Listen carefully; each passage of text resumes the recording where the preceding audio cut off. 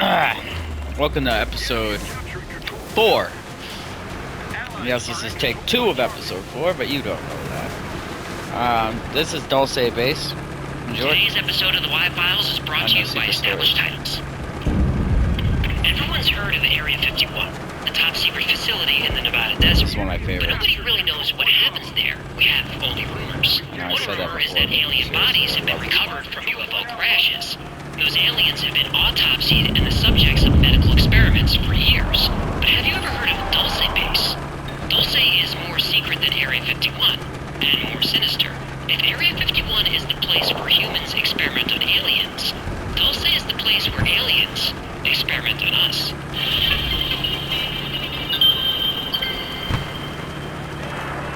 Dulce is a town in New Mexico near the Colorado border on the Hickory Apache Reservation.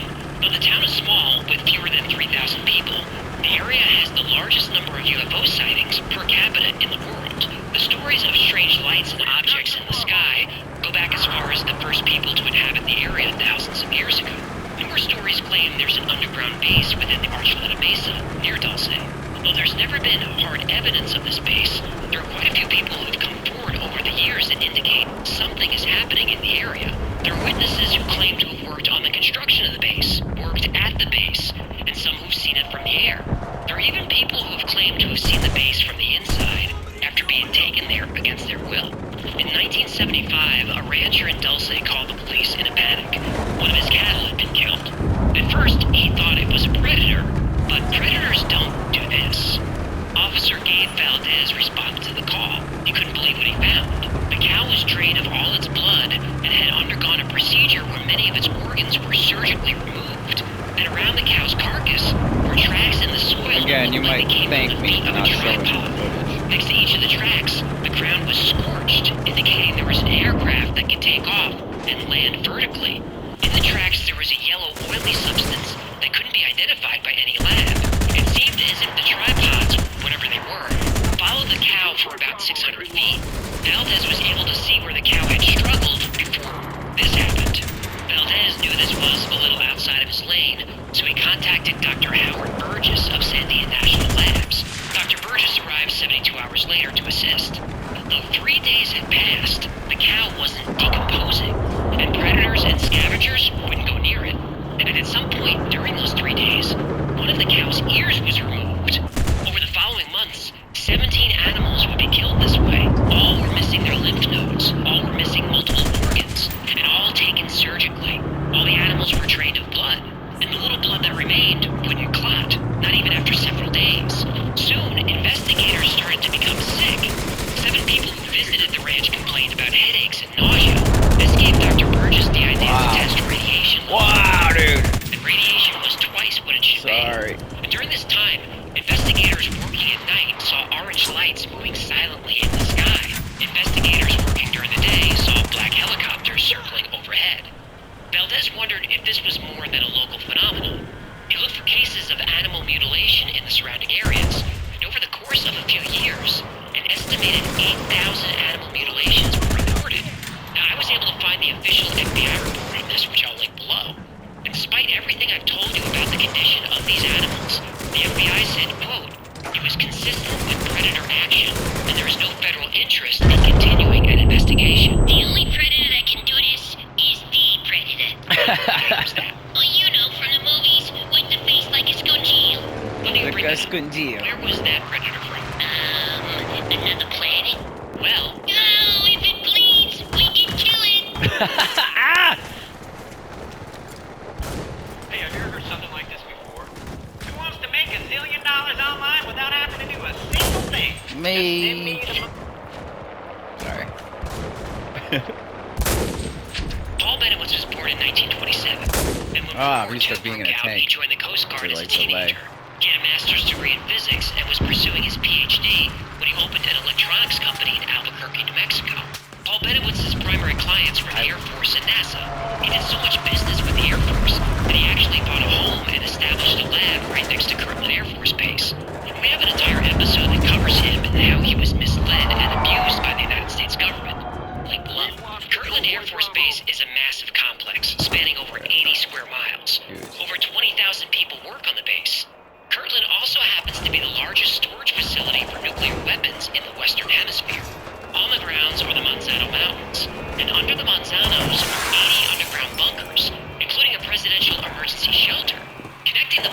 over 40 separate tunnels, though nobody knows for sure how many. The people who built the facility were not allowed to tell anyone about what they were working on. Paul Benowitz was a gifted engineer and was interested in UFOs. From Paul's second-floor balcony, he observed and filmed strange lights in the sky. He also recorded radio transmissions that seemed to be alien in origin. Paul occasionally worked for several UFO groups, including the Aerial Phenomena Research Organization, known as APRO. Even though UFO research wasn't yet mainstream, APRO was a respected organization known for scientifically grounded research. In 1979, Paul attended a conference in Albuquerque where he met Officer Gabe Valdez. They traded stories about cattle mutilations, alien abductions, and UFO sightings that were happening in the area. Gabe Valdez and Paul Benowitz struck up a friendship. Valdez was basically the go-to cop for any strange phenomenon in the area, and Paul was compiling more and more data that aliens were real, were here, and were very interested in Kirtland Air Force Base. In 1980, Valdez caught the Myrna Hansen case and asked Paul Benowitz for help. Myrna Hansen claimed to have had a terrifying experience. When she was driving to her home in Eagles Nest, New Mexico, both she and her son saw 2 UFOs over a field. They left the car running and got out to take a closer look. They saw a cow grazing in the field get lifted into one of the UFOs by a beam of light. The next thing she knew, Myrna and her son were back in the car, the engine off, and hours had passed. Though what happened during those hours, she had trouble remembering. And what she did remember, she had trouble discussing. So Gabe and Paul brought in a psychology professor to place Myrna under hypnosis to see if she could access these suppressed memories. The hypnosis session began, and based on what Myrna Hansen remembered, she had every reason to be terrified.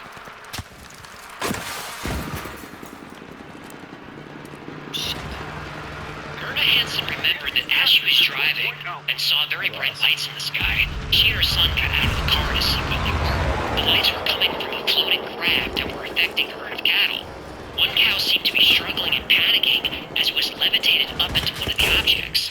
Then she remembered that she was abducted and given a thorough and very violating physical examination. And though her abductors never spoke, she recalls hearing them in her mind. They said she was taken by accident, but now that she was here, they had no choice but to continue with the procedure. She described their appearance as what we now call a gray alien. She also reported being taken to an underground base, and there she saw body parts floating in vats of bubbling liquid, and she remembered a terrible smell.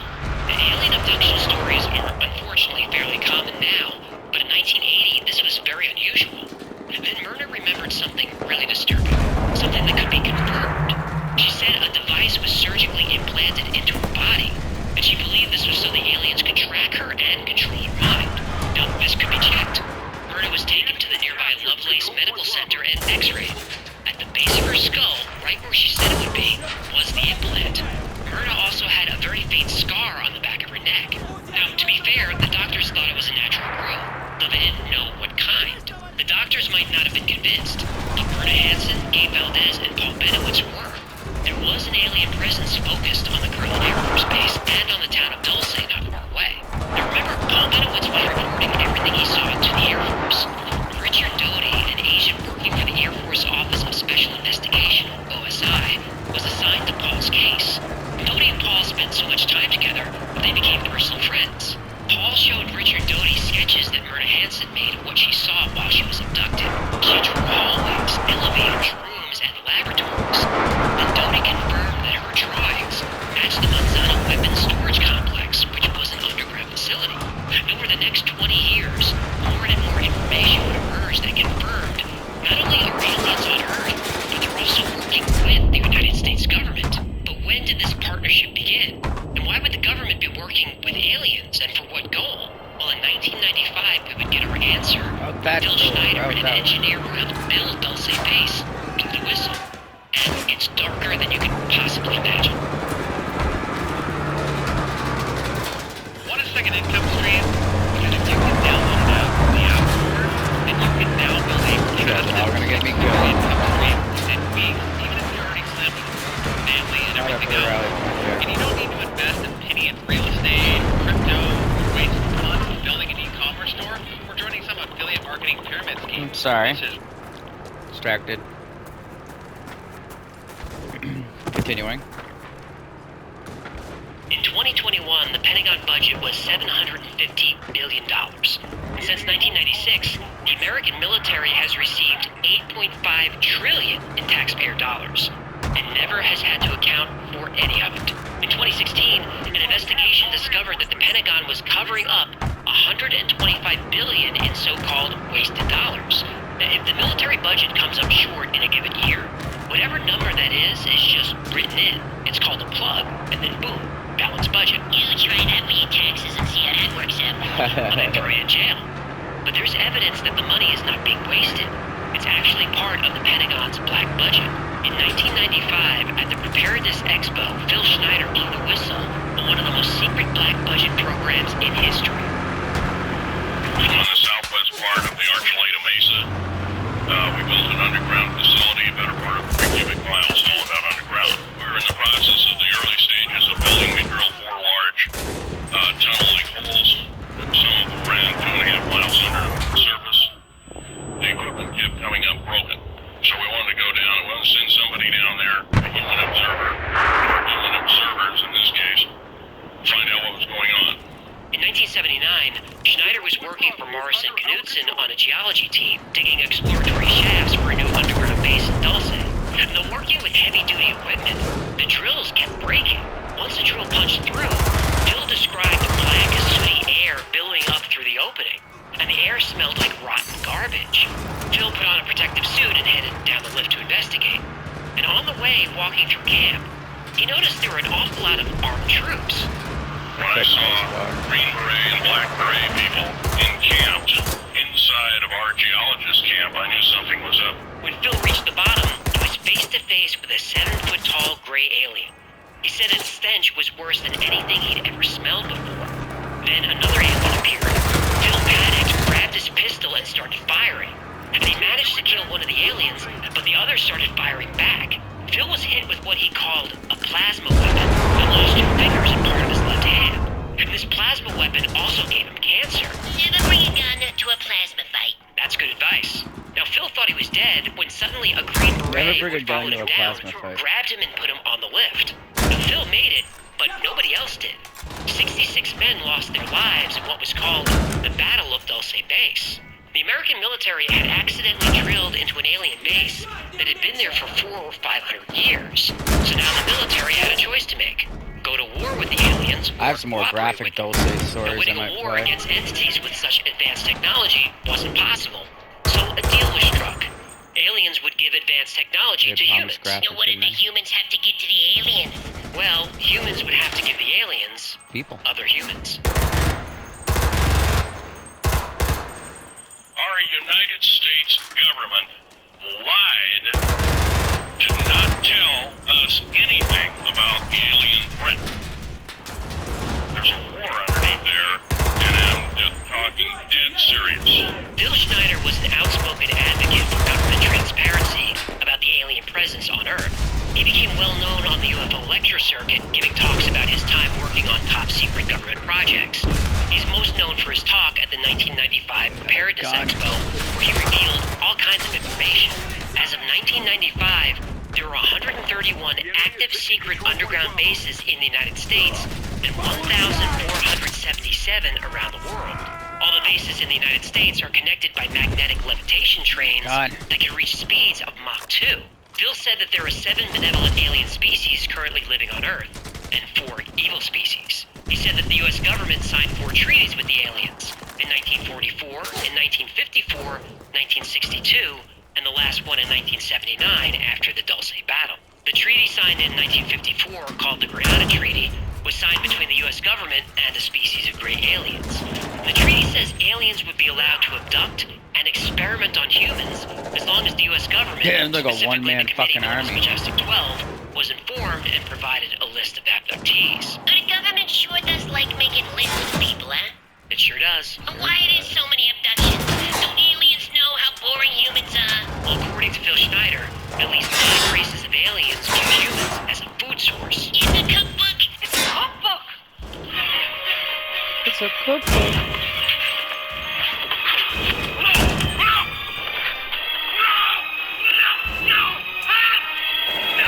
Classic Twilight Zone episode. But the aliens don't consume human flesh.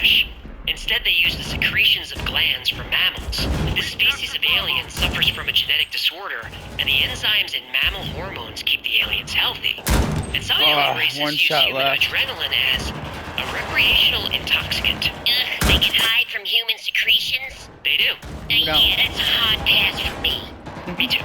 In exchange for access to humans for experimentation, the aliens would provide the United States Try with this again. advanced Think we'll technology. get away with it again? According to Phil Schneider, military technology is 1,200 years ahead of what civilians have now. Stealth technology came from Only aliens. so many times you can The run out U.S. of ammo. government now has the ability to create special metal alloys, but they can only be created in the vacuum of space. The U.S. military has a device that causes earthquakes. The 1989 San Francisco earthquake and the 1995 Kobe earthquake were weapons tests. They go to score, and he fails to get Dave Parker at second base, so the Oakland A's take. I'll tell you what, Another they story haven't for heard. another time. It's a good one.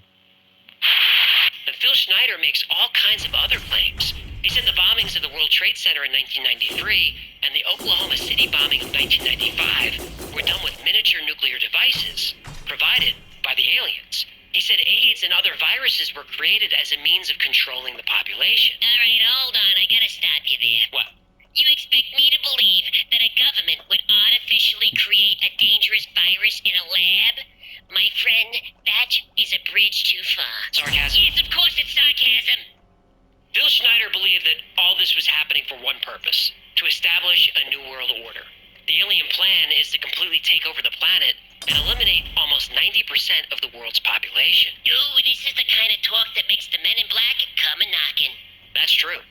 And Phil Schneider said he was under constant surveillance by the government. He even claimed he was attacked by an FBI agent and killed the agent in self-defense. And he reported this to the FBI, but nothing came of it. No, because the government would have to admit to all this stuff. That's right. Phil was constantly in fear for his life. He said he had 11 close friends all die under mysterious circumstances, but every death was ruled a suicide. In fact, Phil Schneider told his friends and family over and over, if I ever end up dead, I didn't kill myself. It was murder. He was adamant about this. Yeah, I can't help notice that you keep speaking about this guy in the past tense. Well, in January 1996, just 4 months after he gave his famous lecture, Phil Schneider was found dead in his apartment. Oh, come on. Apparently, he had taken his own life. Oh, come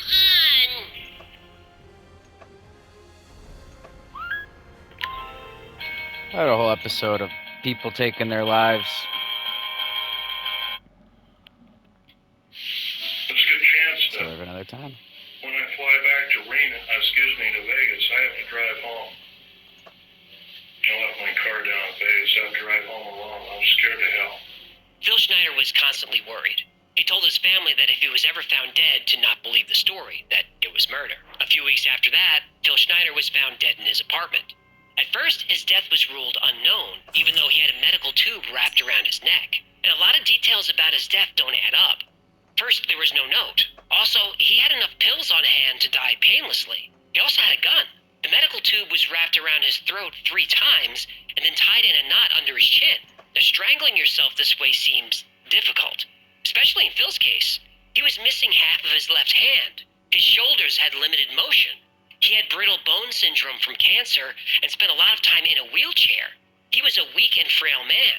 The medical examiner, for some reason, refused to visit the scene, though he was legally required to.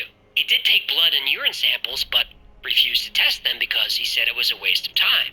And when Phil's family inquired about those samples, they were told they were sent to an independent lab and were now missing. When Phil's ex-wife Cynthia went to collect his belongings, everything was gone. Recordings of Phil's lectures, photographs, research, even physical evidence from Dulce Base. It was all missing. And then something very strange happened. An obituary appeared in the local paper saying Phil died of a stroke. Phil's family didn't write that obituary. So who did? Oh no, I Any was supposed to write senator, an House of obituary for my Representative, father. I person, completely President of the forgot. United States, Vice President, any cabinet member lying I'm a great to the guy. American public is a traitor and should be dealt with in an appropriate fashion. Phil Schneider wasn't the only person who claimed to know about Phil Dulce Schneider's Base. a weirdo, Thomas though. Costello was a military photographer with top secret clearance, and he specialized in photographing sensitive projects. Castello worked in an underground facility near Nellis Air Force Base in Nevada, most likely Area 51. He also worked at Dulce Base. In 1987, Castello turned whistleblower, and before he left Dulce Base, he stole a set of documents that were eventually called the Dulce Papers. He also stole 30 black and white photos as well as videotape. There are several things you should know about. I took an oath under penalty of death that no matter what I saw or heard, I would never divulge the information. At the Dulce Base, treason is anything that mentions the details of daily operations at this facility when outside the confinement of this base. When I first arrived, the story they told us was that this is a dry biotransfer facility with advanced technology doing advanced and adventurous methodology for medical and mental gains, which is a fancy way of saying they do really risky things with human life just to see what would happen. This is the most famous Castello photograph, humans in pods. What the hell's going on here? Well, you know how aliens harvest human hormones for various purposes? I'm trying to forget it, but yeah. Well, these are cloning pads. Much easier to use humans as a food source when you could just grow them in a tube. Castello was the first person to show us the different floors of Dulce Base and what they were used for. Level 1 is security and communications. Level 2 is human staff and housing. Wait a minute. If there's a floor labeled human staff, then that means... There is housing for non-human staff. No. Level 3 is executive offices and labs. Level 4 is mind control experiments. Level 5 is alien housing. Level 6 is genetic experiments and the zoo. Do I want the zoo? Oh yeah. When genetic splicing between humans and aliens was successful, they would often put the hybrid creature on display. Oh boy. And level 7 is cryogenics and cold storage. Yeah. This story, this is a lot. Oh, you had too much? Oh wait, there's more? Oh, much more. Experts claim this high-tech basement And mat get will out. save your life. Everyone needs to have this tool to protect their own and their loved ones. But be warned, this new tactical flashlight is a lethal weapon in the wrong hands. It's so strong it will smash through anything, and it even has a hidden knife. The flashlight is 40 times more... Bastard. He's pinned me. I was trying to help him. The alien agenda is the complete takeover of this planet, killing off 5, 6 to 7 eighths of the world's population by the year 2029. U.S. military has known about this for 45 years. Just burn him out. They've told no one. Most of the information we get from Castello comes from a single interview he gave called the Brandon interview, and I'll link the full text below. Apparently there were, or are, over 180,000 aliens working in the facility.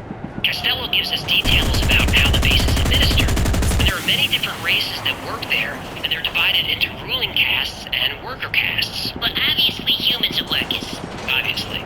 But there are also alien worker castes, and ultimately all races report to a single ruling class called the Draco. That sounds like Lizard people. lizard people. Yes. Hey, speaking of lizard people, now is a great time to pick up a Hacklefish lizard people mug. It makes a great gift. Go to what? Someone's gotta do the plugs? Go to shop@thewidefiles.com and grab your lizard people mug today. Anyway, the Draco. Lizard people. Lizard people are not alien. They evolved from reptiles and dinosaurs and have remained hidden. They created the underground tunnel system hundreds or thousands of years ago. In the 1960s, they were made to be more suitable to humans and other races that the Draco created. Created? Oh yeah, the Draco created races for labor. Cass does the daily chores, mopping the latex floors, cleaning the cages, bringing food to the hungry people and other species. It is their job to formulate the proper mixture for the Type 1 and Type 2 beings that the Draco race has created. The working cast work at the labs as well as at the computer banks. Basically speaking, the reptilian races are active at all levels on the Dulce base. There are several different races of aliens that work on the east section of level 6. Thomas Castello lived the rest of his life in hiding in Europe. He's since passed away, but if you're interested in hearing more from him, I'll post a link to a message board where he answers a lot more questions. And I just scratched the surface here. His interview is the rabbitest of rabbit holes. Rabbitist. Yeah. Holy may.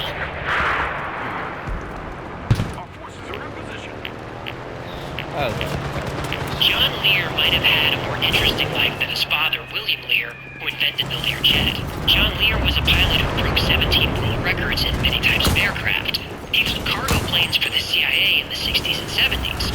John Lear was also one of the most visible proponents of the theory that not only are aliens here on Earth, but they're also colluding with the United States government.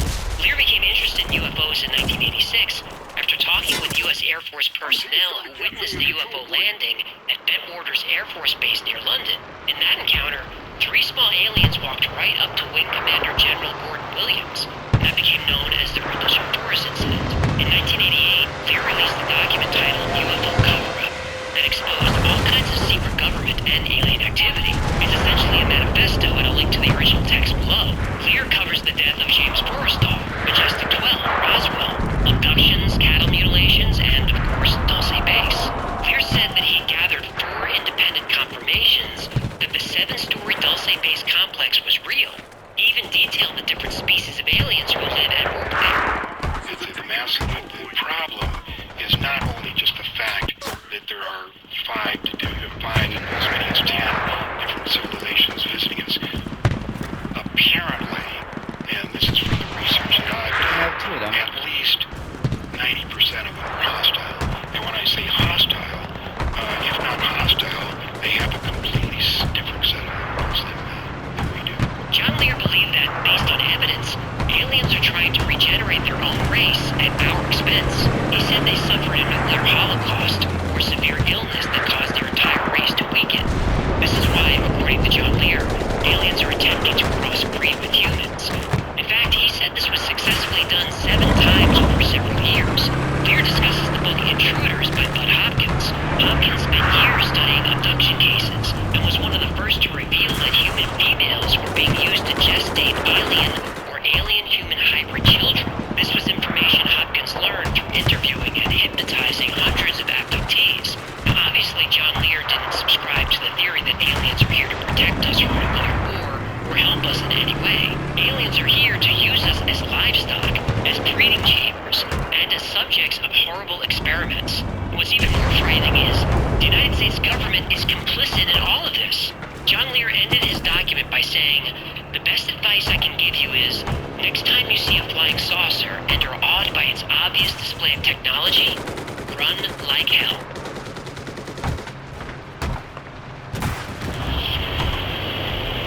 The practice you are about to learn is almost never described publicly. The cave of Brahma can activate a wide range of new powers, abilities, and states of consciousness. We will explore 4 major secrets of sacred geometry. These secrets will guide us into learning a very powerful method which can activate any energy center in your body or energy field. In 1947, the Air Technical Intelligence Center at Dayton, top Air Force intelligence command, had signed us under contract. And a secret document to the commanding general of the Air Force saying that whatever these things were, they were real.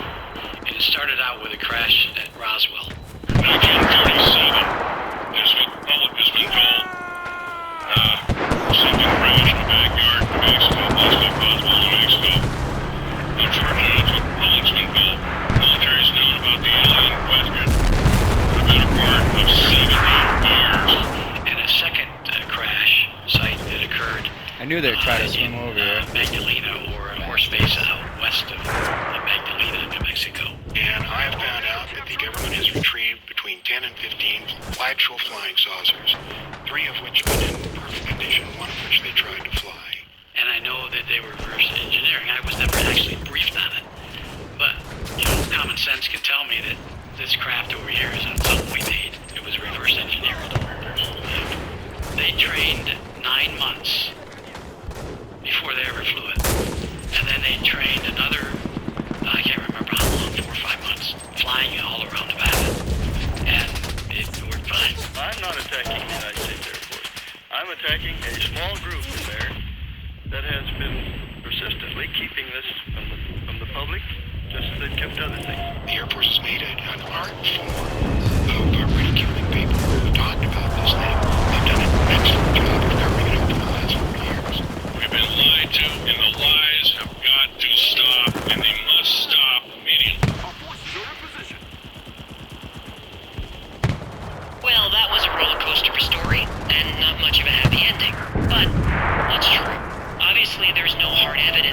Dulce base exists, but there's also no evidence that it doesn't. And since all we have are eyewitness accounts, let's look at the witnesses. First, Phil Schneider. This isn't a Bob Lazar situation where all the evidence is mysteriously erased. There are plenty of records that show Phil did indeed work as a government contractor on many different projects, but his story has some holes, like his misunderstanding of military and law enforcement protocols, procedures, and jurisdictions. He said during the Battle of Dulce there were 66 soldiers from the U.S. and NATO, Green Berets, Black Berets, Delta Force, and Secret Service. The special forces he names are American, not NATO. NATO doesn't operate on American soil and never has. And even if it did, there's no way the U.S. government would allow foreign military to be present for this kind of operation. He said Delta Force was there. In 1979, Delta Force was barely 18 months old. Very few people even knew about it. The military denied its existence for years, and even now, everything about Delta is classified. We don't know the size of the unit, their budget, or their missions, but we do know that Delta Force was created as a counter-terrorism unit. I wouldn't expect them to be on a domestic operation that was essentially providing facility security. I could be wrong. Now, in 1979, Black Berets were only worn by Army Rangers. Now, could they have been deployed for security? Sure, but I doubt it. Now, Phil says the Secret Service was there. They weren't. The Secret Service is a law enforcement agency that investigates crimes.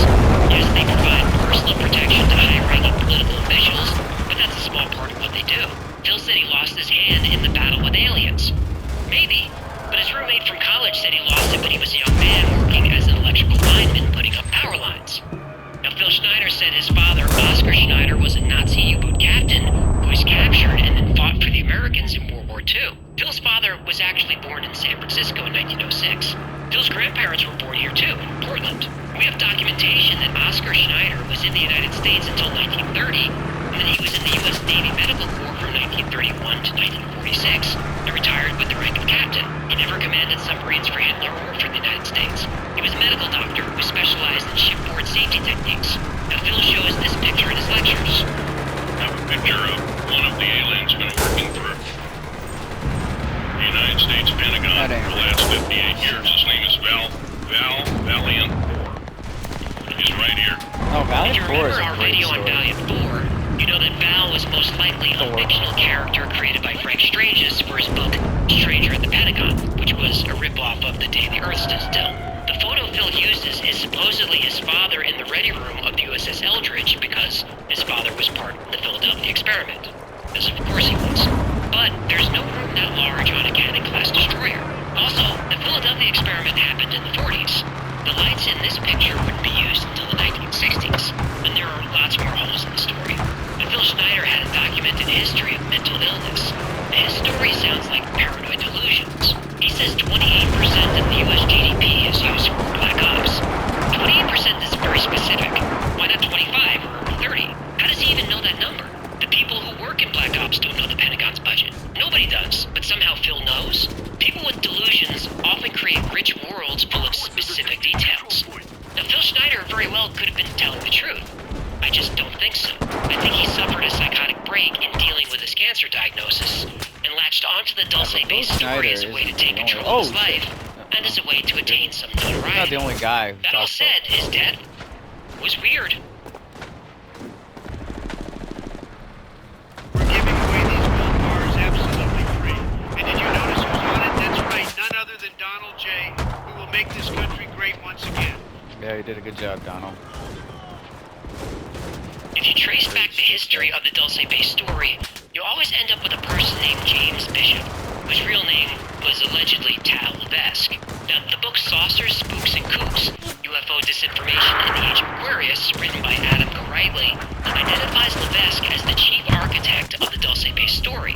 In the 70s, Levesque published a newsletter called Hollow Earth Hassle, which was about creatures living inside the Earth. And those stories were based on a story called The Shaver Mystery, which appeared in science fiction pulp magazines in 1947. And the story took off after Paul Benowitz claimed he discovered alien transmissions coming from Dulce base. A woman named Ann West created the Tom Costello character, probably based somewhat on what Paul Benowitz said. Now, she claimed that a lot of her information was coming from someone named Tom Costello, but all the information was coming from Levesque. And you won't be surprised to hear that no record of anyone named Thomas Costello was found in the U.S. military during the time he was supposed to be there.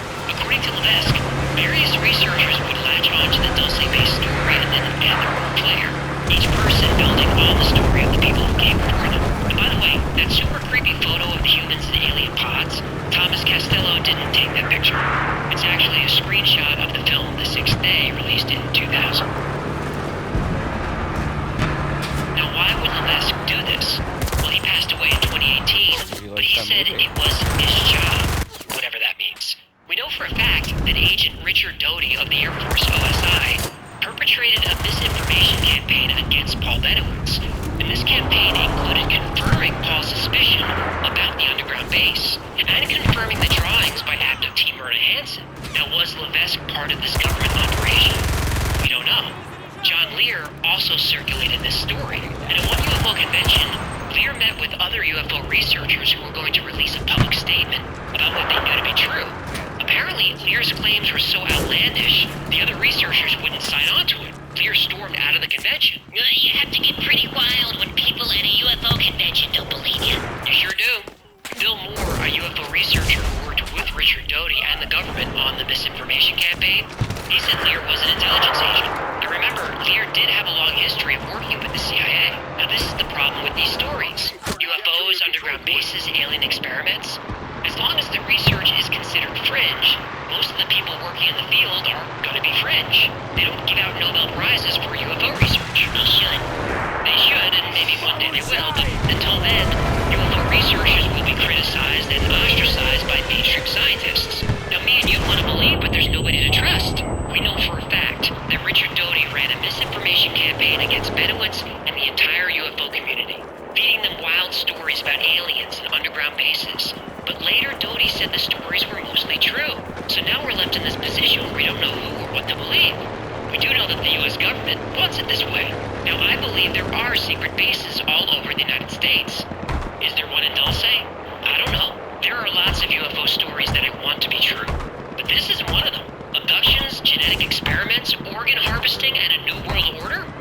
We better hope Phil Schneider, John Lear, Myrna Hansen, and all these other witnesses are wrong. Because if they're not, we're in big trouble.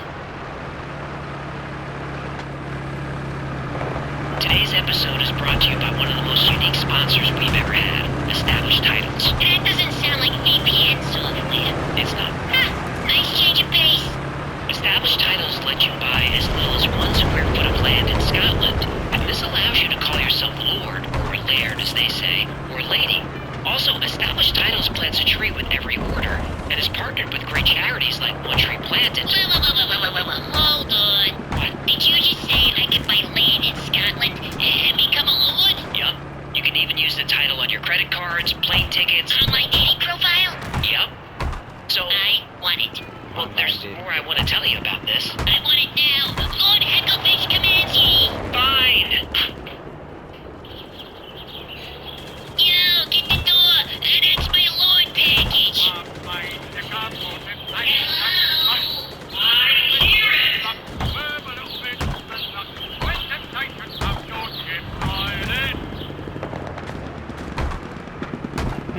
You're kidding me, right? I'm keeping What this is this? going.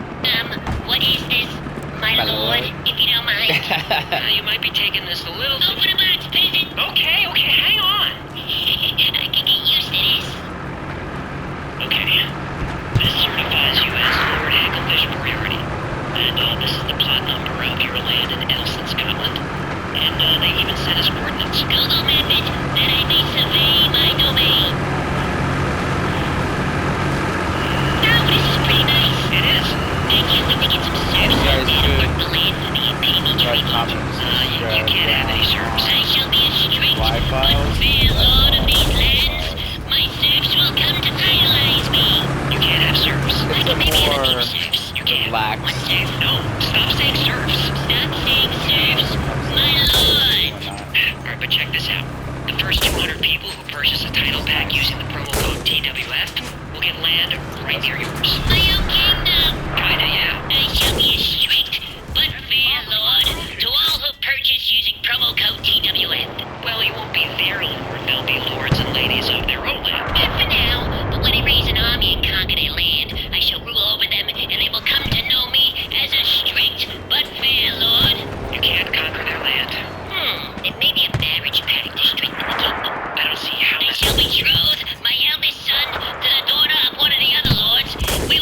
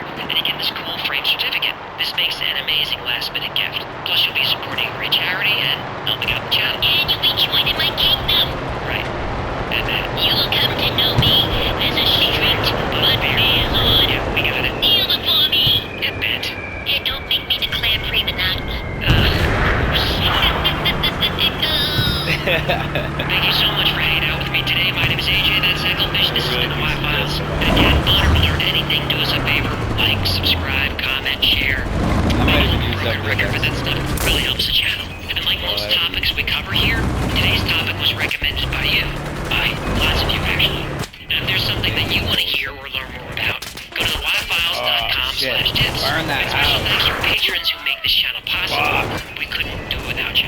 If you'd like to support the channel, consider becoming a member on Patreon. Or perhaps something from the Wattball store. Oh, haven't I mentioned the Lizard People mug? You have. It makes a great last-minute gift, and if you use the code LizardPeople, one word, you get 10% off your entire order.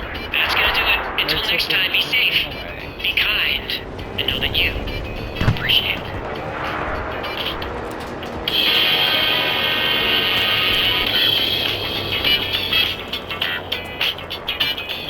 Like, comment, subscribe. I don't know, I could do another Dulce. There's lots of Dulce stuff, but I think I'm gonna move to Mel's Hole next.